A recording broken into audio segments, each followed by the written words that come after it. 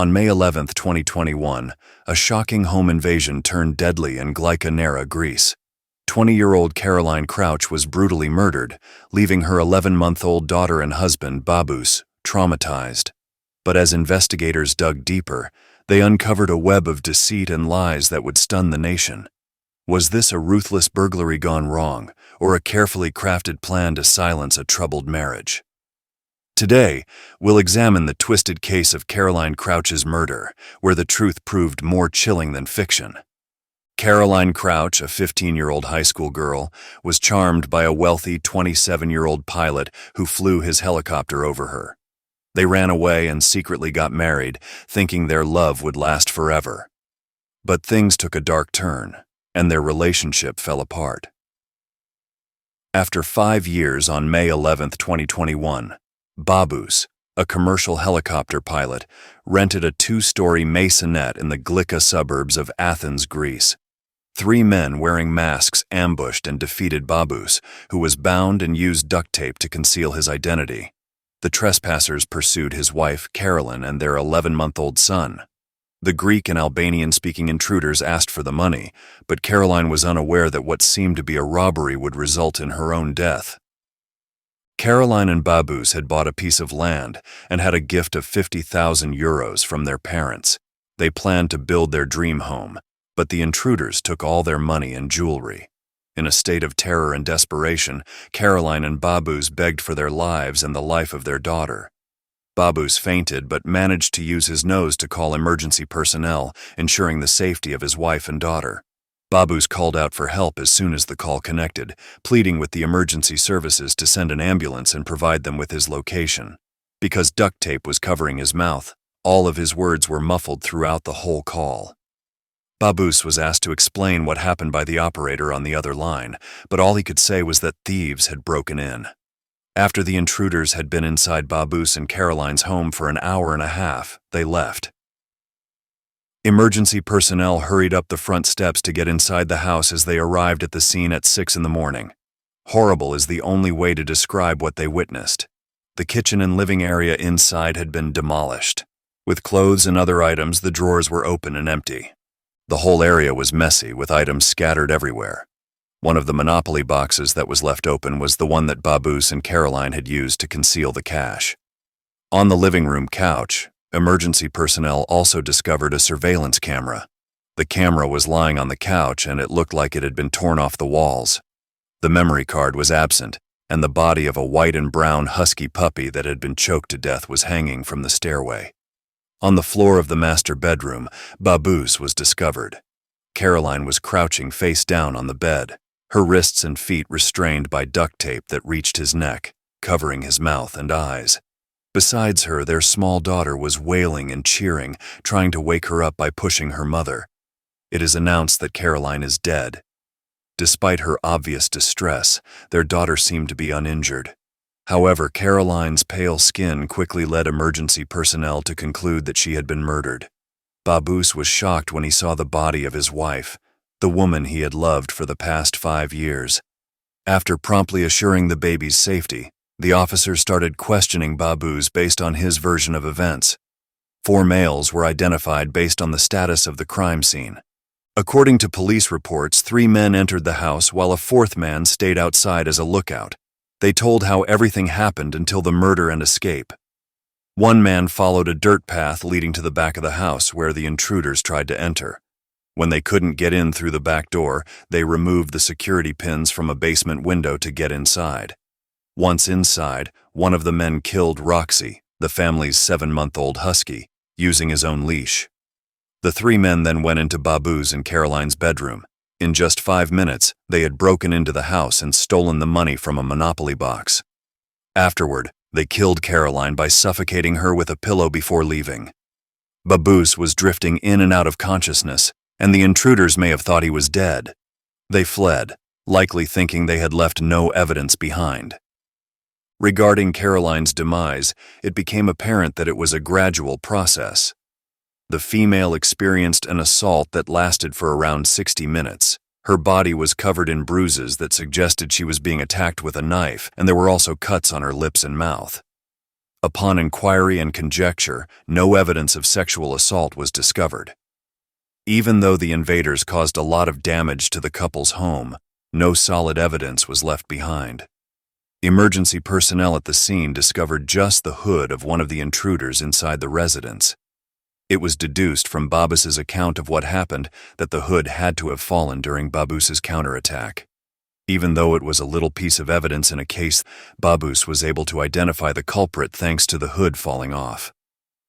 Drawings of a tall, dark-skinned, overweight person were made using the information that Babus provided. Babus recognized 2 additional rifles that were in use despite his confusion. The investigation found that the thieves stole jewelry worth €20,000 and €10,000 in cash. Police also came to the conclusion that the family had been targeted by professional crooks who had watched them and waited for the ideal opportunity to strike. In addition, a police spokeswoman described it as violent and harsh, classifying it as the work of someone with a strong antisocial disposition and no feelings. As the investigation's findings revealed more and more information about the murder, a number of theories quickly developed. The question of why murder was required if money was the driving force was a major one on everyone's mind. Other theories that support the allegations include the following. Either Caroline observed or knew the intruders, or the intruders were acting erratically due to drug highs. Being a black belt kickboxer, Caroline resisted and fought back. Intruders had to hush her to put her under control, raising suspicions that Caroline may have screamed. All of this was only conjecture, but one thing the detectives knew for sure was that the attack was planned. This kind of presumption was made since the intruders were aware that the couple had money stashed away in the home. The police questioned Babus and Caroline's inner circle based on this suspicion. They thought there had been a tip for the gang. Surrounding residential and commercial security camera footage was also used during these interrogations. When the police looked closely at the camera footage, they found a dark-colored car and a motorcycle near the couple's home the morning before Caroline Crouch was killed. Within 3 days following the murder, Caroline Crouch was laid to rest. The Greek island of Alonissos, where she was raised and where her parents had fallen in love, served as her final resting place. Babus praised his wife, saying he was fortunate to have met Caroline, extremely fortunate that she loved him, and even more fortunate that she was his daughter's mother. He continued by saying their daughter would not remember her mother when she grew older. Babus went on to say that Caroline was the best thing in life and would always be close to him because of their daughter. In northeast Greece, a routine traffic stop resulted in the stopping of a car. Georgi Haredzishvili, a 36-year-old Georgian national traveling to the Bulgarian border, was inside. After giving his passport over, it was quickly discovered to be a fake. What is the connection between the man's identity and Caroline's murder? It turned out that Haredzishvili was a dangerous criminal with many past crimes. For the previous 6 months, he was wanted in connection with 12 break-ins that occurred throughout Athens. The fact that 3 of these crimes were committed in the vicinity of Babus and Caroline's home depicted him as the most likely suspect. In December, a disturbing break-in occurred. Similar to previous incidents involving Babus and Caroline, Haredzishvili and 3 others entered a home through a rear window. They then threatened and assaulted the female resident, dragging her by the hair. The group stole $10,000 in cash and jewelry during this terrifying robbery. 2 months before Babus and Caroline appeared on their hit list, their next hit came on March 7th. During the robbery, they tied up 4 more people and an elderly couple, along with their cleaning lady. They stole valuables, cash, and other goods. If that wasn't enough to link him to the crime, then what else could there be? He looked very much like the sketch that was made based on Babus's description of the intruder. The evidence against Haredzishvili included his similarity to the sketch, a history of violent break-ins and an attempt to leave the country. The police were sure they had found their suspect based on all of this. Haredzishvili was taken into custody and subjected to a 4-day interrogation process that included the use of physical force to extract information. He was left with a concussion after being questioned about how he arrived at the scene, went inside the house and killed Caroline. But he refused to back down, insisting that he had never heard of Caroline Crouch and that the police had run out of evidence against him. Haradzishvili wasn't their guy, after all, and he was exonerated of any role in the murder. 3 police officers from the Athens homicide unit were consequently demoted. The police pursued the inquiry and focused on an organized crime ring operating in the Albanian community. They started with a list of 100 individuals, which they eventually reduced to 10. These 10 people were included on the red list, a list of known offenders. Babus was provided with pictures of each of them, but no further information was disclosed by the authorities. With the rise in racial crime, the public's tolerance was wearing thin, and the case took longer than usual to investigate. In fact, there was so little information available about Caroline's case that an enormous reward went unclaimed. By this point, Athenians were living in constant anxiety, never knowing who would become the next casualty. Experts quoted in media reports at the time stated that this was not a typical instance. According to some investigative details that came to light, there was no DNA or fingerprints. It was clear that Caroline's family appreciated the ongoing efforts to bring justice to her. Babus expressed to reporters his hope that no one else would ever experience what he was going through. In an attempt to keep Caroline's case alive, he supported police operations and kept appearing in front of the media. Babus was even on social media, where he responded to inquiries and thanked people for their ongoing support. A tiny memorial event for Caroline on Olenassus, 37 days after her horrible murder, marked a turning point on June 17th. At the service, the detective was observed by those who had come to grieve. Once the ceremony was over, the detectives approached Babus and subtly requested to be transported to Athens. Babus accepted, not knowing what was ahead. By this point, the investigators had followed up on a significant number of leads and examined some crucial evidence. The detectives at the time had new information about the case and persuaded Babus to come and identify the individual. The details from the night Caroline was killed did not make up. Babus had reported to the police that the intruders had entered through the basement window, but it was a very small window, and given the description of the purported killer's build, it seemed impossible that that was how they had gotten in. Additionally, Babus had stated that the trespassers had destroyed the house. The neighbors, however, reported to the police that they had not heard anything similar that night. Instead, they had heard the noises of a couple's distressed dog crying. No wailing baby, no calls for aid, no wrecked house. There were no fingerprints or DNA found in the house. Babus had further stated that the intruders must have removed the memory card for the living room security camera, but data from the camera showed that the card was removed at 1:20 a.m., a few hours before the criminals had allegedly entered the house.